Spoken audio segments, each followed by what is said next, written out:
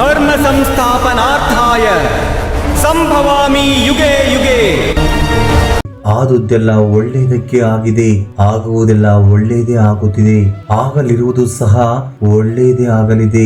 ರೋಧಿಸಲು ನೀನೇನು ಕಳೆದುಕೊಂಡಿರುವೆ, ಕಳೆದುಕೊಳ್ಳಲು ನೀನು ತಂದಿರುವುದಾದರೂ ಏನು, ನಾಶವಾಗಲು ನೀನು ಮಾಡಿರುವುದಾದರೂ ಏನು. ನೀನೇನು ಪಡೆದಿದ್ದರೂ ಅದನ್ನು ಇಲ್ಲಿಂದಲೇ ಪಡೆದಿರುವೆ.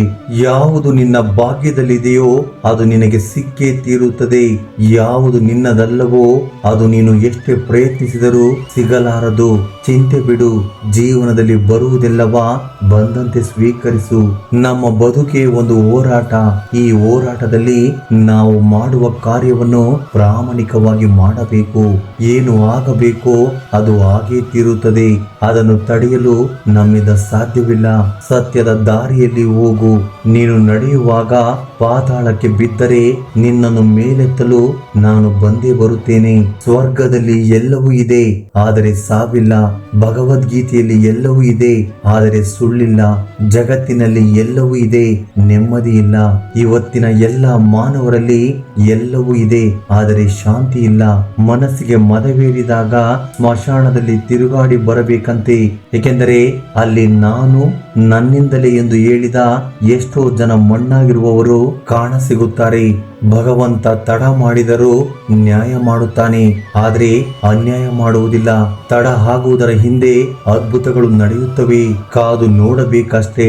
ಎಲ್ಲ ಹೇಳುತ್ತಾರೆ ಮನುಷ್ಯ ಖಾಲಿ ಕೈಯಲ್ಲಿ ಬರುತ್ತಾನೆ, ಖಾಲಿ ಕೈಯಲ್ಲಿ ಹೋಗುತ್ತಾನೆ ಎಂದು.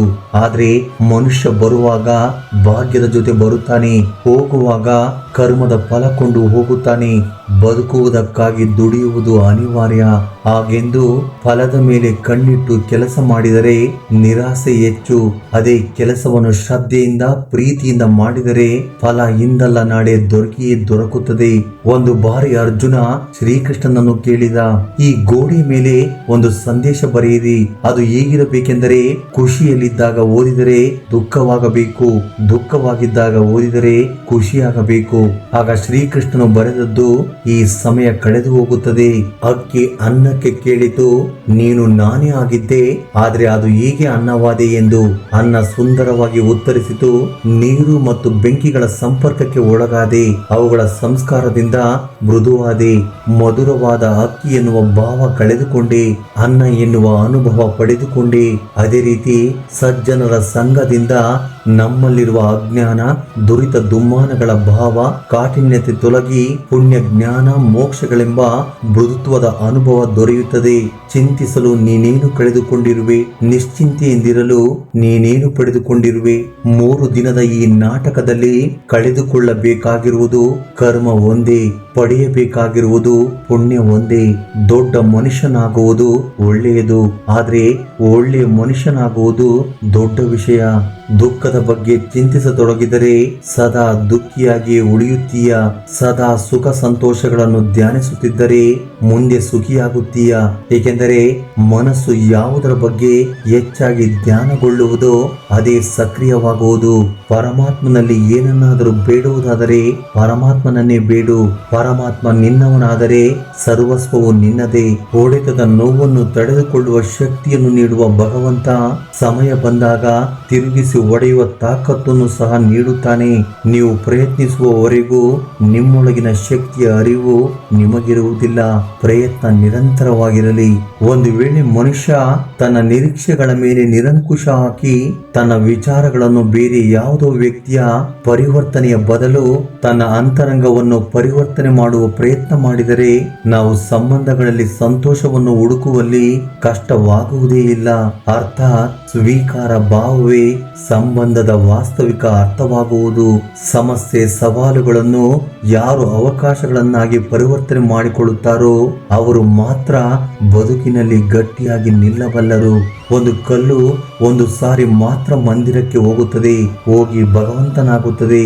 ಆದ್ರೆ ಪ್ರತಿದಿನವೂ ಮಂದಿರಕ್ಕೆ ಹೋಗುವ ಮನುಷ್ಯನು ಮಾತ್ರ ಕಲ್ಲಾಗಿಯೇ ಇರುತ್ತಾನೆ. ಯಾವ ರಾಜನು ಸದಾಕಾಲ ರಾಜನಾಗಿರುವುದಿಲ್ಲ, ಯಾವ ಶ್ರೀಮಂತನು ಕೊನೆಯವರೆಗೂ ಶ್ರೀಮಂತನಾಗಿರುವುದಿಲ್ಲ, ಯಾವ ಬಡವನು ಕೊನೆಯವರೆಗೂ ಬಡವನಾಗಿಯೇ ಇರುವುದಿಲ್ಲ. ಈ ಜಗತ್ತಿನಲ್ಲಿ ಯಾವುದು ಕೂಡ ಶಾಶ್ವತವಲ್ಲ. ಪರಿವರ್ತನೆಯೇ ಜಗದ ನಿಯಮವಾಗಿದೆ. ಬದುಕಿನಲ್ಲಿ ಅತಿಯಾಗಿ ಮೌನವಾಗಿರುವುದು ಒಳ್ಳೆಯದಲ್ಲ. ಸಮಯಕ್ಕೆ ಸರಿಯಾಗಿ ತಪ್ಪುಗಳನ್ನು ವಿರೋಧಿಸುವುದನ್ನು ಕಲಿಯಿರಿ. ದೇವರು ನಮ್ಮ ಜೊತೆಗಿಲ್ಲ, ನಮ್ಮ ಮನಸ್ಸಿನಲ್ಲಿಯೂ ಇಲ್ಲ, ಕೇವಲ ನಮ್ಮ ಆತ್ಮವಿಶ್ವಾಸದಲ್ಲಿ ಇರುತ್ತಾನೆ. ಯಾವಾಗ ಮನುಷ್ಯನು ತಾನು ಮಾಡಿದ ಕರ್ಮಫಲಗಳನ್ನು ಇದೇ ಜನ್ಮದಲ್ಲಿ ಅಥವಾ ಮುಂದಿನ ಜನ್ಮದಲ್ಲಿ ಅನುಭವಿಸಬೇಕಾಗುತ್ತದೆ ಎಂಬ ಜ್ಞಾನವನ್ನು ಅರಿತುಕೊಳ್ಳುತ್ತಾನೋ ಆಗ ಇಡೀ ಜಗತ್ತು ಬದಲಾವಣೆಯತ್ತ ಸಾಗಿಬಿಡುತ್ತದೆ. ಚರಿತ್ರೆಯಲ್ಲಿ ಗೆದ್ದವನು ಎನ್ನುವ ಜಾಗವಿದೆ, ಸೋತವನಿಗೂ ಕೂಡ ಇಂಥವನೊಂದಿಗೆ ಸೆಣಸಾಡಿ ಸೋತೆ ಎನ್ನುವ ಜಾಗವಿದೆ. ಆದರೆ ನಿಂತುಕೊಂಡು ನೋಡುವವರಿಗೆ, ಆಡಿಕೊಂಡು ನಗುವವರಿಗೆ ಚರಿತ್ರೆಯಲ್ಲಿ ಎಲ್ಲಿಯೂ ಕೂಡ ಜಾಗವಿಲ್ಲ. ಕೋಪದಿಂದ ಮಾತನಾಡಿದರೆ ಗುಣವನ್ನು ಕಳೆದುಕೊಳ್ಳುತ್ತೇವೆ, ಹೆಚ್ಚಾಗಿ ಮಾತನಾಡಿದರೆ ಶಾಂತಿಯನ್ನು ಕಳೆದುಕೊಳ್ಳುತ್ತೇವೆ, ಅನಗತ್ಯವಾಗಿ ಮಾತನಾಡಿದರೆ ಕೆಲಸವನ್ನು ಕಳೆದುಕೊಳ್ಳುತ್ತೇವೆ, ಅಹಂಕಾರದಿಂದ ಮಾತನಾಡಿದರೆ ಪ್ರೀತಿಯನ್ನು ಕಳೆದುಕೊಳ್ಳುತ್ತೇವೆ, ಸುಳ್ಳು ಮಾತನಾಡಿದರೆ ಹೆಸರನ್ನು ಕಳೆದುಕೊಳ್ಳುತ್ತೇವೆ, ವೇಗವಾಗಿ ಮಾತನಾಡಿದರೆ ಅರ್ಥವನ್ನು ಕಳೆದುಕೊಳ್ಳುತ್ತೇವೆ, ಪ್ರೀತಿಯಿಂದ ಮಾತನಾಡಿದರೆ ಎಲ್ಲವನ್ನು ಗಳಿಸುತ್ತೇವೆ. ಬದುಕಿನಲ್ಲಿ ಏನೇ ನಡೆದರೂ ಒಳ್ಳೆಯದೇ. ವರ್ತಮಾನದಲ್ಲಿ ಏನಾಗುತ್ತಿದೆಯೋ ಅದೆಲ್ಲವೂ ಉತ್ತಮವಾಗಿಯೇ ನಡೆಯುತ್ತದೆ. ಮುಂದೆ ಏನಾಗುವುದೋ ಅದೆಲ್ಲವೂ ಚೆನ್ನಾಗಿಯೇ ಇರುತ್ತದೆ. ಭವಿಷ್ಯದ ಬಗ್ಗೆ ಚಿಂತಿಸಬೇಡಿ, ವರ್ತಮಾನದಲ್ಲಿ ಜೀವಿಸಿ. ಒಂದು ಬಾರಿ ಅರ್ಜುನ ಶ್ರೀಕೃಷ್ಣನನ್ನು ಕೇಳುತ್ತಾನೆ, ಎಲ್ಲವೂ ಹಣೆ ಬರಹದಲ್ಲೇ ಬರೆದಿದ್ದರೆ ಪ್ರಯತ್ನ ಪಟ್ಟು ಫಲವೇನು ಎಂದು.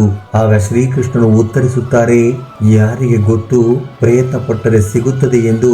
ಹಣೆ ಬರಹದಲ್ಲಿ ಬರೆದಿದ್ದರೆ ಪ್ರಯತ್ನಂ ಸರ್ವಸಿದ್ಧಿ ಸಾಧನಂ. ಒಮ್ಮೆ ನಾರದರು ಶ್ರೀಕೃಷ್ಣನನ್ನು ಕೇಳಿದರಂತೆ, ಈ ಪ್ರಪಂಚದಲ್ಲಿ ಎಲ್ಲರೂ ದುಃಖಿಗಳಾಗಿದ್ದಾರೆ ಏಕೆ ಎಂದು. ಆಗ ಶ್ರೀಕೃಷ್ಣನು ಮುಗುಳ್ನಗುತ್ತಾ ಹೇಳಿದರಂತೆ, ಸುಖ ಎಲ್ಲರ ಬಳಿಯೂ ಇದೆ, ಆದರೆ ಎಲ್ಲರೂ ಇನ್ನೊಬ್ಬರ ಸಂತೋಷದಿಂದ ದುಃಖಿಗಳಾಗಿದ್ದಾರೆ ಅಷ್ಟೇ. ನೆಮ್ಮದಿ ಎನ್ನುವುದು ಯಾವುದೋ ವಸ್ತು, ಹಣದಲ್ಲಿ ಇರುವುದಿಲ್ಲ, ನಮ್ಮ ಆಲೋಚನೆ ಮತ್ತು ಮನಸ್ಸಿನಲ್ಲಿ ಇರುತ್ತದೆ. ಕಷ್ಟಪಡದೆ ಸಿಕ್ಕ ಫಲ ಎಂದಿಗೂ ಸುಖವನ್ನು ಕೊಡುವುದಿಲ್ಲ. ಸುಖವನ್ನು ಕಷ್ಟಪಡುವುದರಲ್ಲಿ ಹುಡುಕಿ, ಸ್ನಾನ ದೇಹವನ್ನು, ಧ್ಯಾನ ಮನಸ್ಸನ್ನು, ದಾನ ಧನವನ್ನು, ಯೋಗ ಜೀವನವನ್ನು, ಪ್ರಾರ್ಥನೆ ಆತ್ಮವನ್ನು, ವ್ರತ ಆರೋಗ್ಯವನ್ನು, ಕ್ಷಮೆ ಸಂಬಂಧಗಳನ್ನು, ಪರೋಪಕಾರ ಅದೃಷ್ಟವನ್ನು ಪವಿತ್ರಗೊಳಿಸುತ್ತದೆ. ಕೇವಲ ದೇವರನ್ನು ಪೂಜಿಸುವುದರಿಂದ ಪುಣ್ಯ ಬರುವುದಿಲ್ಲ. ಉತ್ತಮ ಬುದ್ಧಿ, ಉತ್ತಮ ಯೋಚನೆ, ಉತ್ತಮ ಕೆಲಸ, ಉತ್ತಮ ಮಾತು, ಉತ್ತಮ ವರ್ತನೆ, ಕರುಣೆ, ಅಹಿಂಸೆಯಿಂದ ಪುಣ್ಯ ಸಿಗುತ್ತದೆ. ಮುಂಬರುವ ಜನ್ಮಕ್ಕೆ ಈ ಜನ್ಮವೇ ಬುನಾದಿಯಾಗಿರುವುದು. ಕಳೆದ ದಿನಗಳ ಬಗ್ಗೆ ಆಲೋಚಿಸುತ್ತಾ ಇಂದಿನ ಖುಷಿಯನ್ನು ಹಾಳು ಮಾಡಿಕೊಳ್ಳಬೇಡ. ನಾಳೆಯ ದಿನಗಳಿಗೆ ಹೆದರಿ ಇಂದಿನ ಧೈರ್ಯವನ್ನು ಕಳೆದುಕೊಳ್ಳಬೇಡ. ಯಾವುದು ನಿನ್ನ ಕೈಯಲ್ಲಿ ಇಲ್ಲವೋ ಅದರ ಬಗ್ಗೆ ಯೋಚಿಸಿ ಫಲವಿಲ್ಲ. ಇಂದು ಈ ಕ್ಷಣ ನಿನ್ನದು, ಈ ಕ್ಷಣವನ್ನು ಅನುಭವಿಸು. ನಾಳೆ ಏನಾದೀತೋ ಯಾರು ಅರಿಯರು.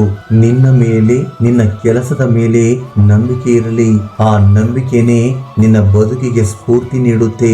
ಜೈ ಹಿಂದ್, ಜೈ ಶ್ರೀಕೃಷ್ಣ ವಾಸುದೇವ. ಧನ್ಯವಾದಗಳು.